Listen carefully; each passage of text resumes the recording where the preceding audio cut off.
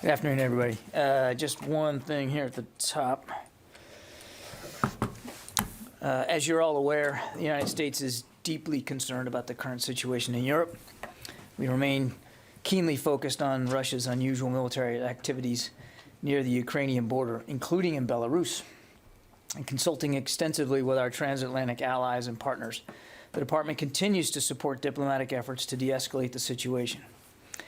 Now, as the President has said, even as we continue to prioritize diplomacy and dialogue, we must also increase readiness. In support of its obligations to the security and defense of NATO and the security of its citizens abroad, at the direction of the President and following recommendations made by Secretary Austin, the United States has taken steps to heighten the readiness of its forces at home and abroad so that they are prepared to respond to a range of contingencies, including support to the NATO response force if it is activated. As you have heard me describe many times, our commitment to the security of NATO allies and our Article 5 commitment are ironclad. As the President has also made clear, the United States will act firmly in defense of its national interests in response to actions by Russia that harm us, our allies, our partners. As part of that commitment, the Department of Defense maintains significant combat-capable forces forward in Europe to deter aggression and enhance the alliance's ability to defend allies and defeat aggression if necessary. The United States also has a commitment to provide forces to the NATO response force, or otherwise known as the NRF, in the event that NATO should activate that construct. Now, as you may know, the NRF is a multinational force made up of land, air, maritime, and special operations forces, all components that the alliance can deploy on short notice wherever needed. Altogether, the NRF comprises around 40,000 multinational troops. Within the NRF is something called the Very High Readiness Joint Task Force, or VJTF. This NRF element, which is about 20,000 strong across all domains, includes a multinational land brigade of around 5,000 troops and air, maritime, and special operation forces components. I want to provide some facts on these preparations that will reinforce our commitment to NATO and to the NATO response force and increase our readiness. Secretary Austin has placed a range of units in the United States on a heightened preparedness to deploy, which increases our readiness to provide forces if NATO should activate the NRF or if other situations develop. All told, the number of forces that the Secretary has placed on heightened alert comes up to about 8,500 personnel. We'll continue to provide updates in coming days about these decisions, but specifically this will ensure that the United States and our commitment to the NRF is consistent with their readiness for rapid deployment, again, if activated. In the event of NATO's activation of the NRF or a deteriorating security environment, the United States would be in a position to rapidly deploy additional brigade combat teams, logistics, medical, aviation, intelligence, surveillance, and reconnaissance, transportation, and additional capabilities into Europe. Again, I want to reinforce that as of now, the decision has been made to put these units on higher alert and higher alert only. No decisions have been made to deploy any forces from the United States at this time. And when I say heightened alert, in some cases, some of these forces were already on a heightened posture, readiness to deploy posture, and the Secretary decided to make it even more, shorten the tether even more. So in some cases, units would go from, say, 10 days prepared to deploy. Now they're at 5 days.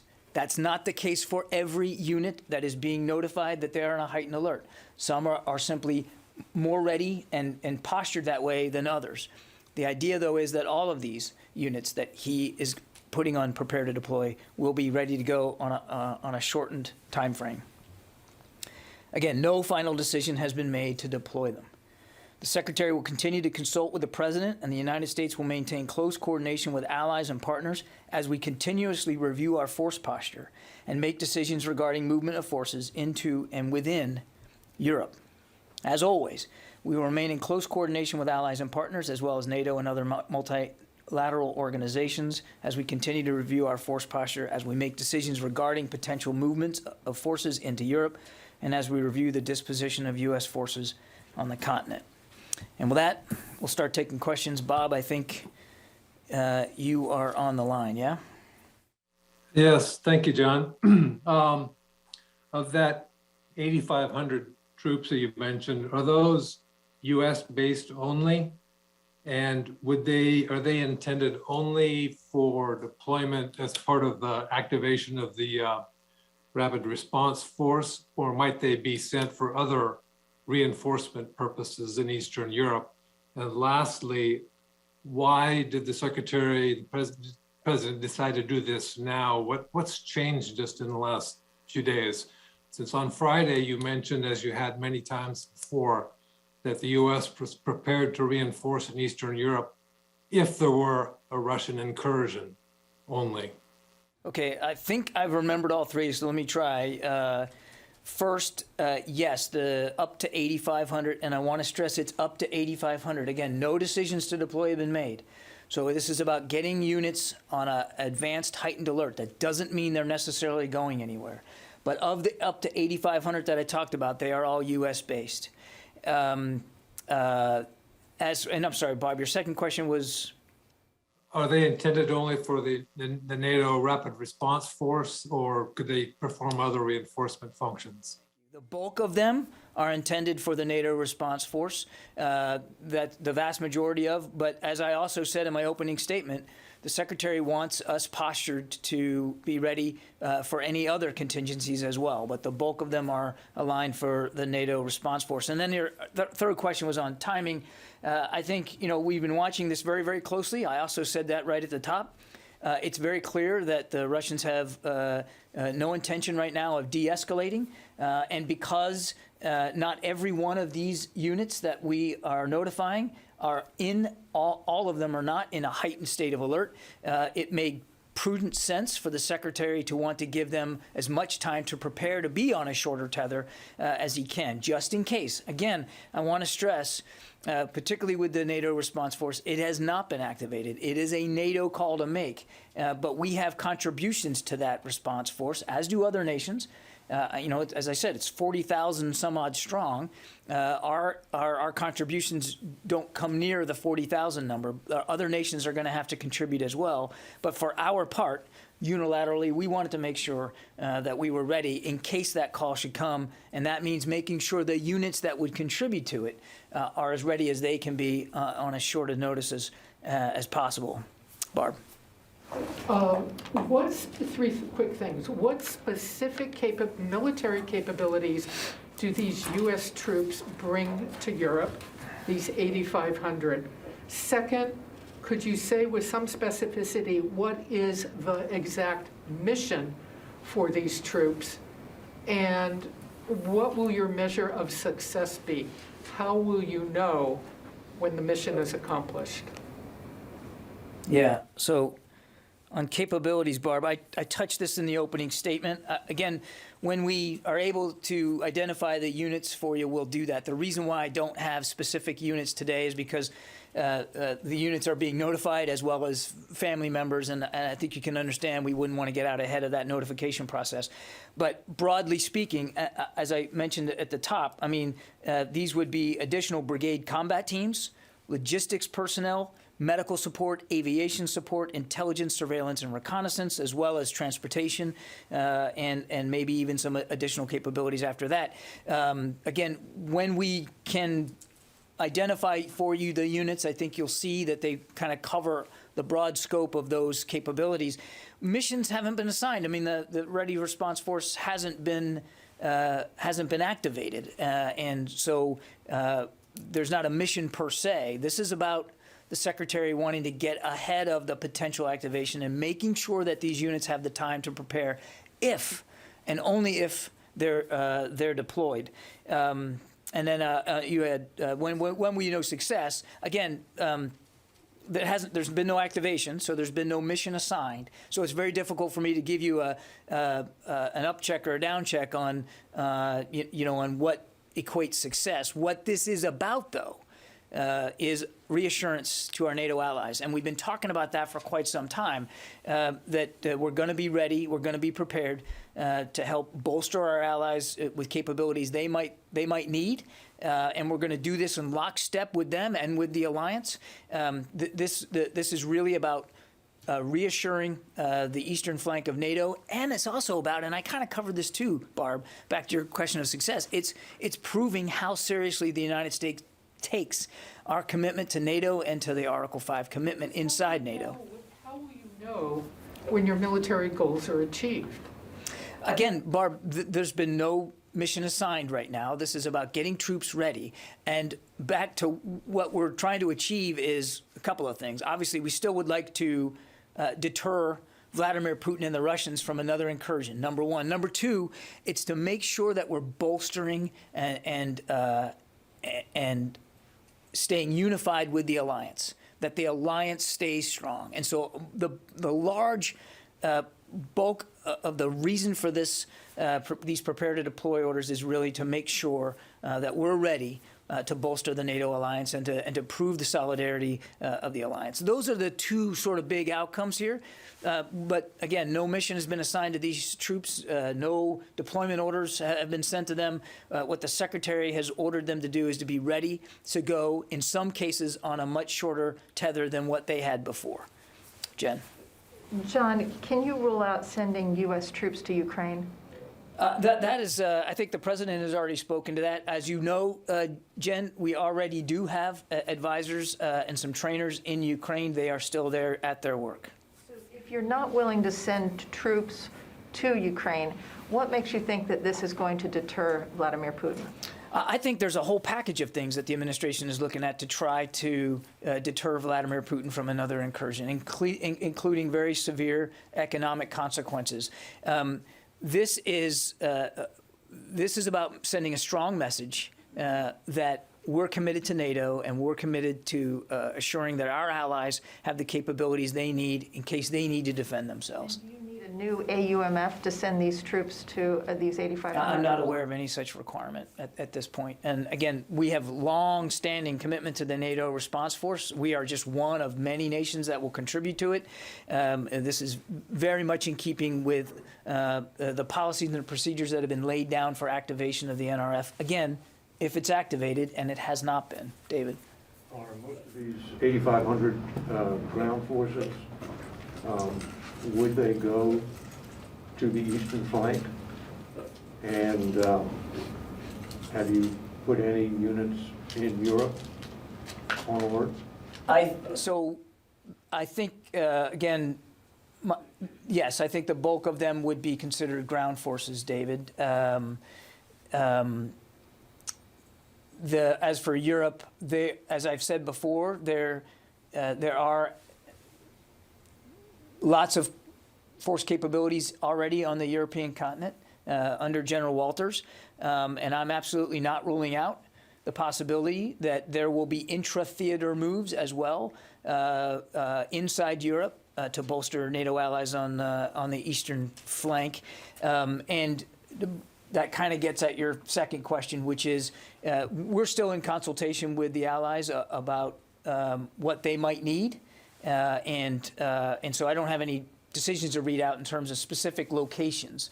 But we certainly have made it clear to the eastern flank allies that we're prepared to bolster their capabilities if they need it. Again, I want to go back to a core foundation here. The bulk of the troops I'm talking about today are intended for the NATO response force, the vast majority of them. And that response force can only be activated by the alliance. It hasn't been. It is our contribution to the response force, and we want to make sure that they're ready to go. I think it's really important to keep remembering that. No deployment orders have been sent. No missions have been assigned. This is really about getting folks ready to go in case they're needed. Courtney. So the ones that wouldn't be assigned to the NATO response force, they would be going in unilaterally on behalf of the United States to some neighbors, right? Can you give us any number, how many that would be? Yeah, I can't do that right now, Courtney, but I mean, it depends on it really depends on the need. And we're still in consultation with allies about needs. So I really would be reticent to give you a hard number right now, but we are in active discussions with our allies about any additional capabilities they might need on top of or outside of the NATO response force. Does that include some of these intra-theater moves that you're talking about? could. So there could. could be movement within EUCOM, U.S. troops that are moved going to NATO allies that would not be part of the NATO response force? Yes, ma'am. Okay. That is And then right. for the, has there been any consideration or decision about pulling U.S. troops out of Ukraine as the State Department made the decision to pull some Americans out? There's been no decisions about moving our trainers that are in Ukraine out, but as I said many times, we're constantly looking at the situation. We're going to do what's right for their safety and security. That's paramount to us. But as of right now, they are still on the ground in Ukraine conducting their advise and assist missions. And obviously, if that changes, we'll certainly let you know. They haven't changed the number, right? The footprint remains has been the It is same. exactly the same. Yes, ma'am. Let me go to some of the on the phone. I know there's lots of questions here. We'll get to them all. Jared Suba from Our Monitor. Hi, Mr. Kirby. CENTCOM just put out a statement about the ballistic missile attack on the United Arab Emirates, saying that U.S. Patriot missile systems at Dhafra Air Base engaged. Is the department treating this as a potential attack on U.S. forces, or was this just done to assist Emirati partners? Can you give us some more detail on that? Well, look, I don't want to get into intelligence assessments. I mean, this was obviously this just happened early Monday morning. So clearly we have troops at Al Dhafra. So we are certainly going to be looking into the possibility that this was directed at our forces. We obviously take that seriously. You've seen the CENTCOM statement. We responded to the attack, this ballistic missile attack, and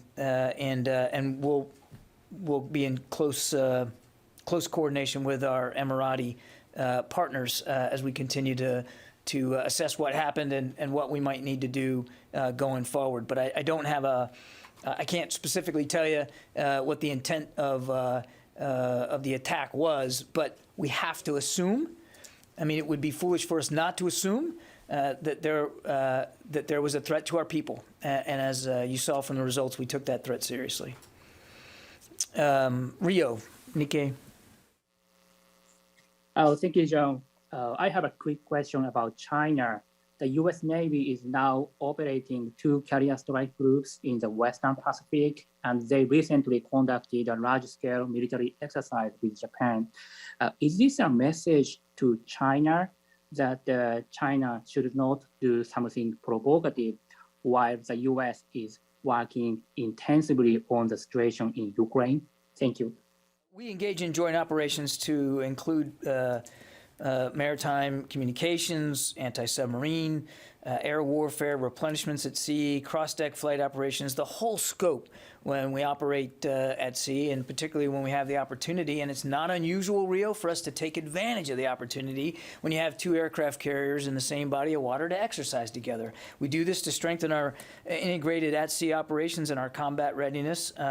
And look, I just reiterate.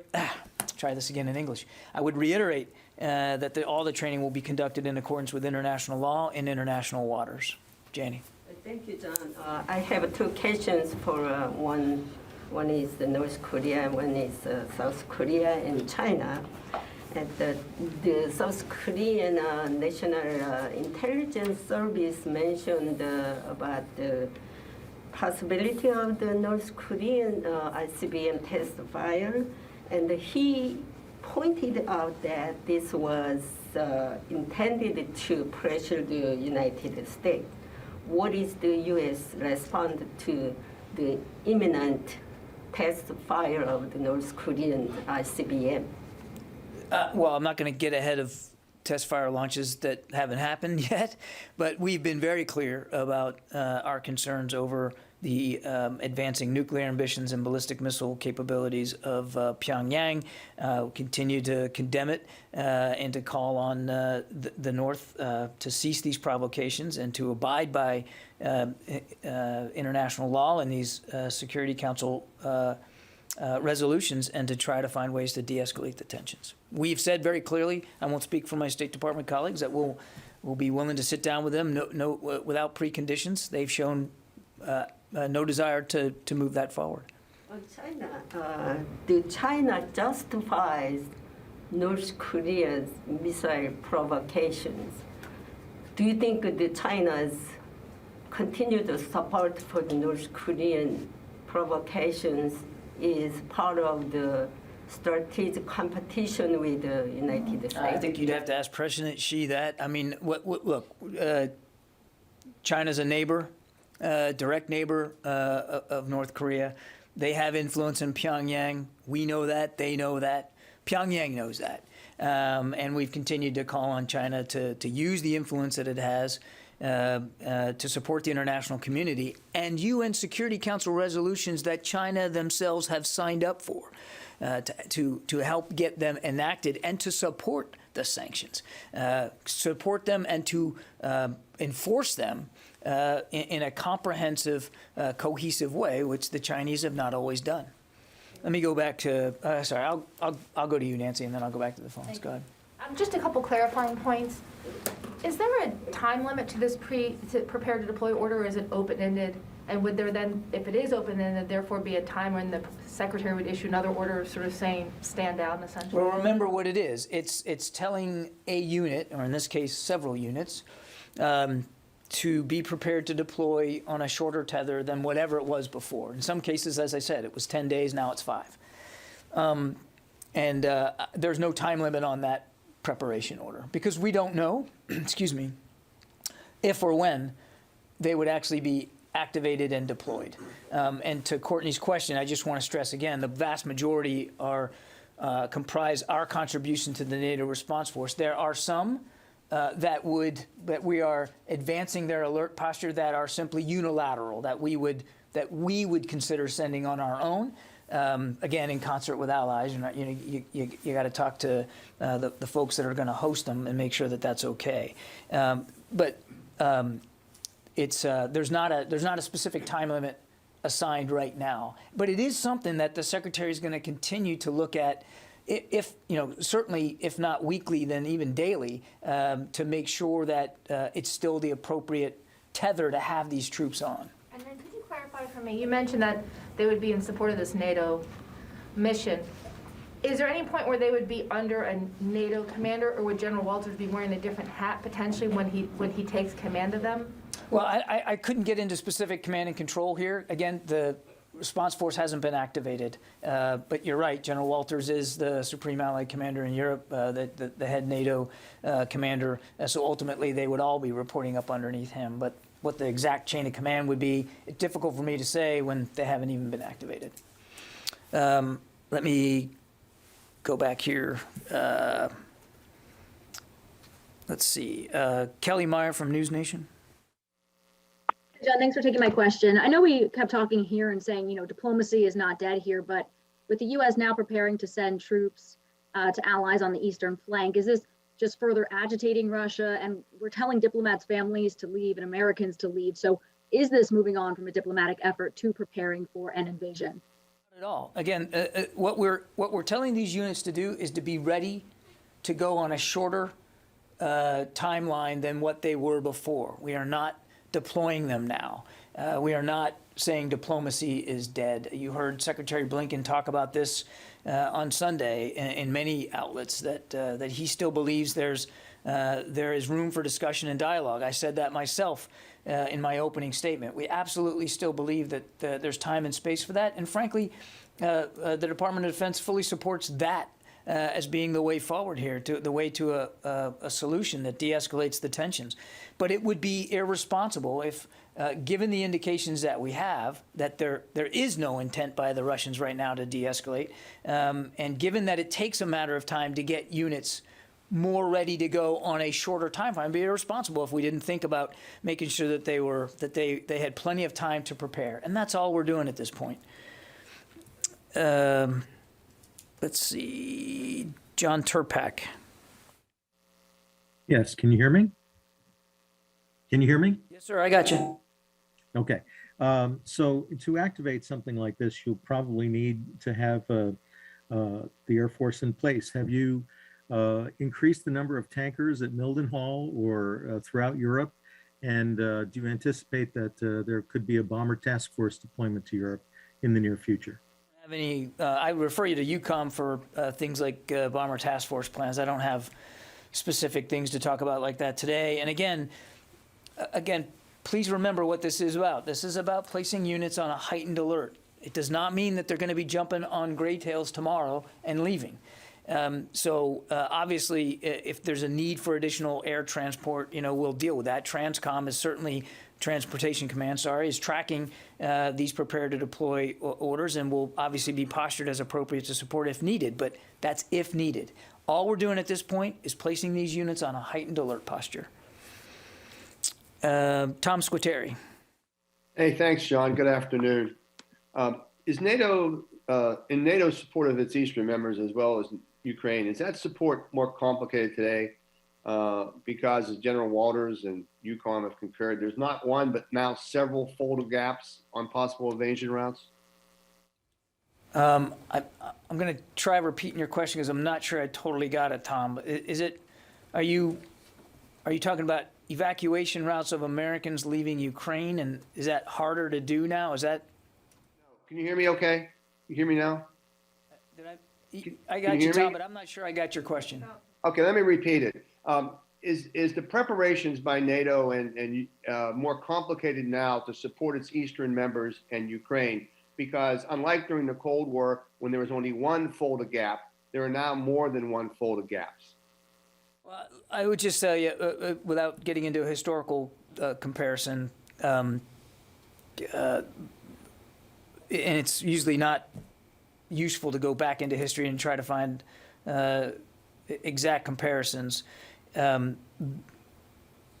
actions that Russia appears to be taking to threaten its neighbor further and to potentially violate further Ukraine's territorial integrity certainly make things more tense on the European continent writ large.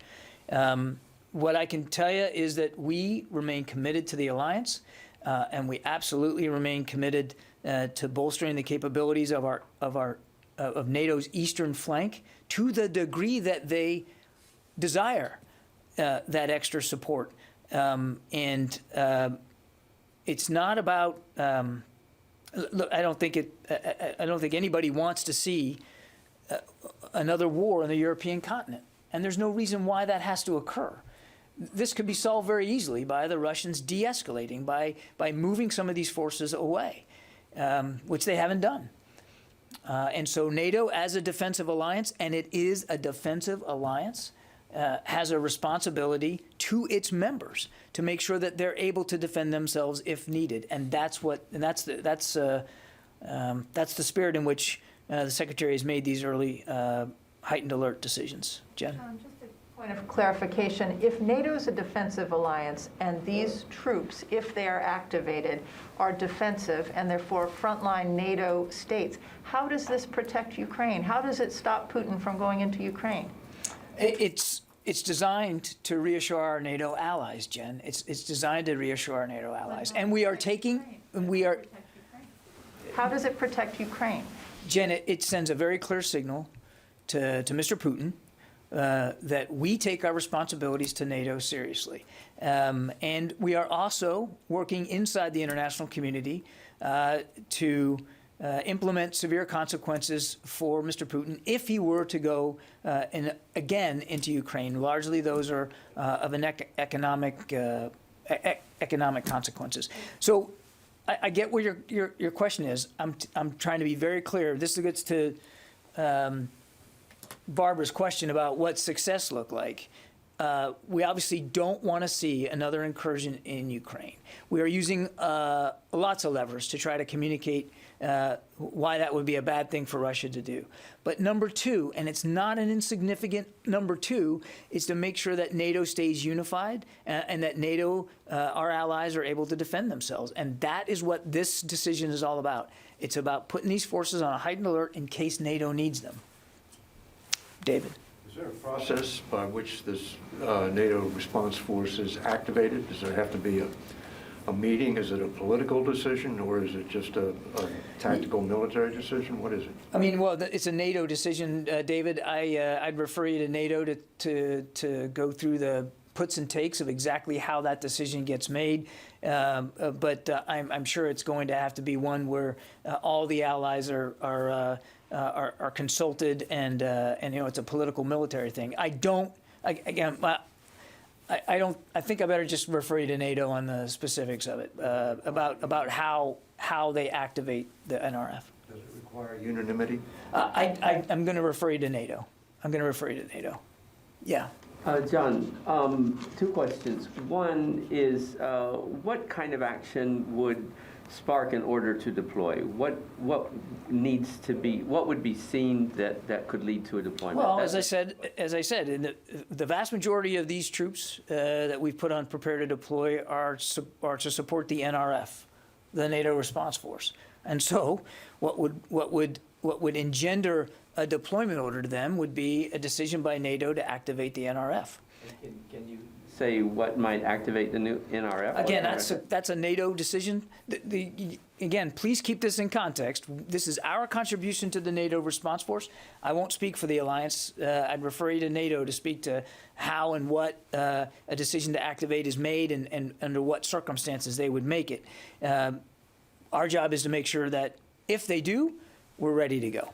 Second question is, you've said a couple times that the Russians show no sign of de-escalation. That's Are right. they escalating? Are they adding any more forces, equipment? Are they, from a week ago, from 2 weeks ago, has their presence on the border enlarged or changed in a qualitative way that is escalatory? Yes, it's gotten bigger. Can you Absolutely. give us details? I'd refer you to the Russian Ministry of Defense. They can speak for their force movements, but and we've been very clear from the podium that I'm not going to get into talking about their troop movements, but they continue to add battalion tactical groups to their western border, to the border with Ukraine, and in Belarus as well. The numbers there are increasing. So they have not only shown no signs of de-escalating, but they are in fact adding more force capability. Can I ask one clarification? I'm unclear. The NATO response force, is the assumption that that's something that could be activated in advance of an invasion, or only would have been activated if? I know that it's a NATO decision. That would be an alliance call. I mean, what's your understanding? I mean, is your understanding that it's possible that this is something that could be called up, that these are troops that could be called up and sent forward? Again, I'd refer you to Brussels court. It's really a decision for NATO to make, and what the criteria are for activating it is really for them to speak to, not for us. There's no, I don't know of a specific. I mean, it's a existing response force, right? And when it was established, it wasn't established specifically for the purposes of Russia invading Ukraine again. So I don't know that there's a specific limitation that they can only be activated, but that would be an alliance decision. That would be a discussion inside NATO and inside the political leadership of NATO. I just don't know. What we're trying to do is make sure that if it is, whenever that is, we're ready to go. Barb. Can I go back on one thing? For the troops, the U.S. troops that might deploy, while they may get some kind of extra pay for deployment, can you find out for us whether or not they will get any kind of hazard pay, or i.e. combat pay, since they would be going into a situation where you clearly see potential hostile intent? Can you find that out for us? I'll take the question. I have no idea today. Thank you. Joe Gould, Defense News. Hey, John, thanks for taking my question. Thanks for doing this. You talked about troops being on high alert, but what kinds of equipment is being ready to participate in the NRF, which is, as NATO bills it, a land, air, and maritime force? And also, does the department have any plans for industry to surge production or deliveries of equipment that's already approved for sale to European allies, maybe like the F-35s for Finland or Poland, or Patriots for Poland, Sweden, and Romania? Thank you. Military sales, Joe, you're going to have to talk to the State Department. That's their province, not ours. As for the kinds of I guess you were asking about systems. As I said, these are brigade combat teams, logistics personnel, medical, aviation, and aviation support. Of course, all the kinds of logistical and sustainment support that would go to be able to keep these forces in the field for an extended period of time. Transportation, command and control capabilities, communication capabilities, as well as the systems themselves. I think a lot more specificity will be clear once we can start identifying for you the units. We're just not able to do that today because unit notification is ongoing, and I think you can understand we wouldn't want them to find out from me at the podium that they're being put on a shorter tether. We want to do this the right way. But as we start to identify the units, I think the answers, specific answers to your question will become a lot more clear. Jeff Selden, VOA. Hey, John, thanks very much for doing this. Can you give an update on U.S. support for the Syrian Democratic Forces as fighting with ISIS in Hasaka is now extending into a 6th day? Are U.S. or coalition ground forces firing on, engaging with ISIS on the ground? Some reports from Hasaka seem to suggest they are. And is the Pentagon reviewing its force posture in Syria, given the size and scope of this attack? And separately, on Burkina Faso, what impact is the attempted ongoing coup there having on U.S. cooperation with the Burkina Faso's military on counterterrorism efforts? Yeah, on Burkina Faso, I'm going to have to take the question and get back to you. I'm not aware of any impact right now, so let me just take that question. On coalition support for the Syrian Democratic Forces' ongoing efforts to deal with this prison break, and I would refer you to OIR for more detail here, but just broadly speaking, and I've already talked about this a little bit, we have helped provide real-time surveillance during the event. We have conducted a series of strikes through this days-long operation to include the precision targeting of ISIS fighters who were attacking the SDF from buildings in the area. And we have provided limited ground support strategically positioned to assist security in the area. For instance, putting Bradley fighting vehicles across access points to help block as obstacles. So there's been some limited ground support. Beyond that, I would refer you to OIR to get into more details. Tony Capaccio.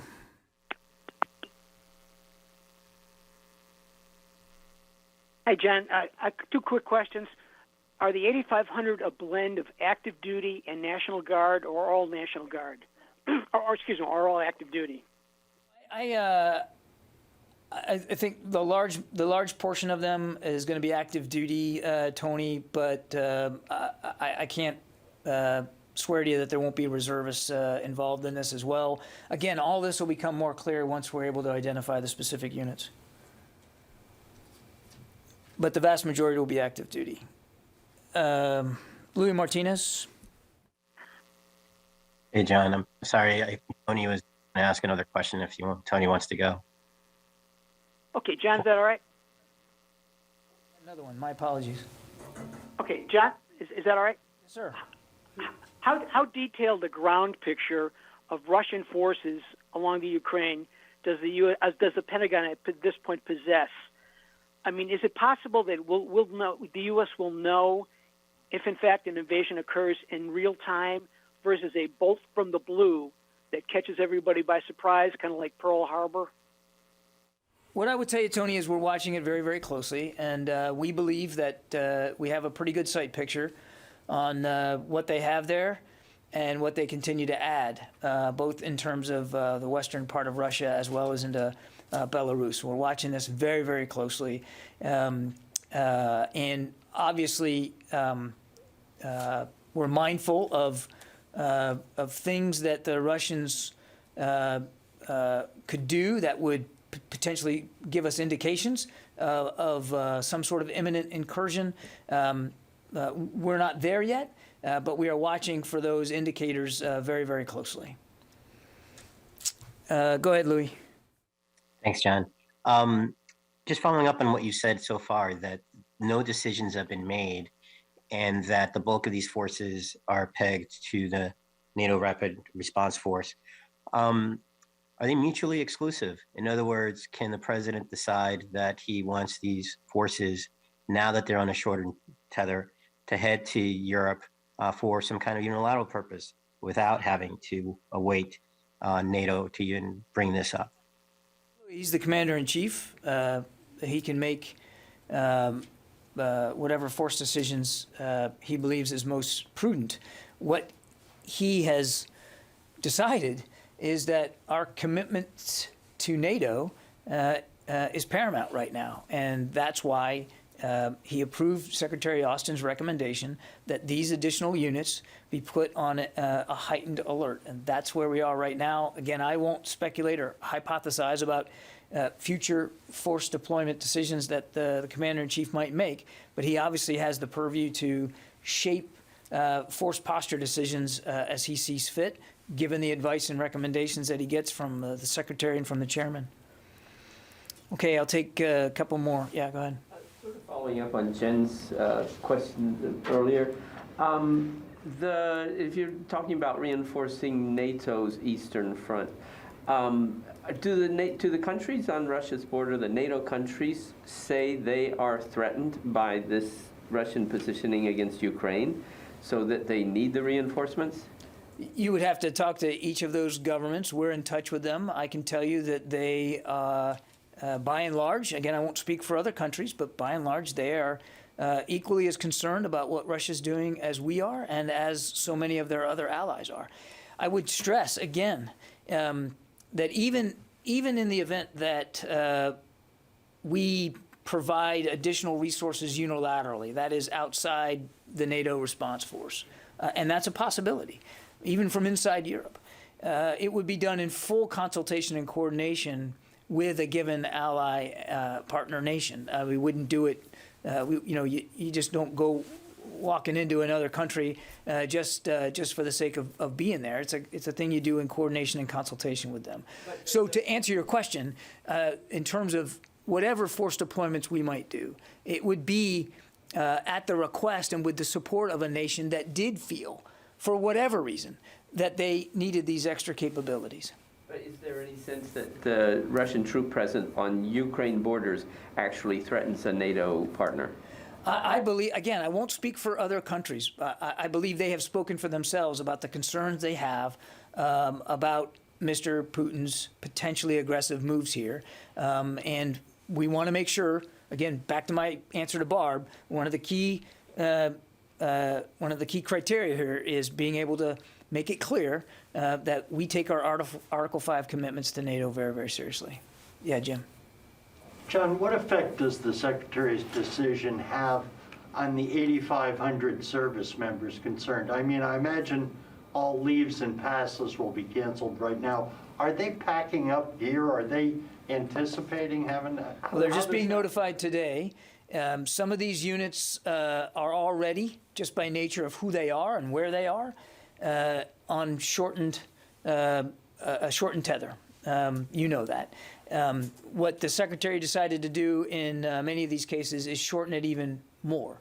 So from, in some cases, 10 days prepare to deploy, you got to be ready to go in 10 days, to now 5. So they will, it depends on the unit, but they will have to make whatever preparations they feel they need to make to be able to meet that 5-day commitment. That doesn't mean that in 5 days from now they're going. It just means that they need to be ready to go in as little as 5 days if asked for. So they will be doing all kinds of different things to help get them ready for that. And again, it would depend on the unit, whether it's maintenance on vehicles and systems, whether it's getting some things pre-positioned and packaged up and ready to go. Certainly there'll be, for the forces involved, I'm sure personal readiness things that they have to do. And that's, again, one of the reasons why I'm not giving units today, because the units are getting notified, and we want to also give them time to talk about this with their families so that their families are ready for this potential, and I say potential, deployment order that could come. But what's happening now is just getting them ready on a shorter tether.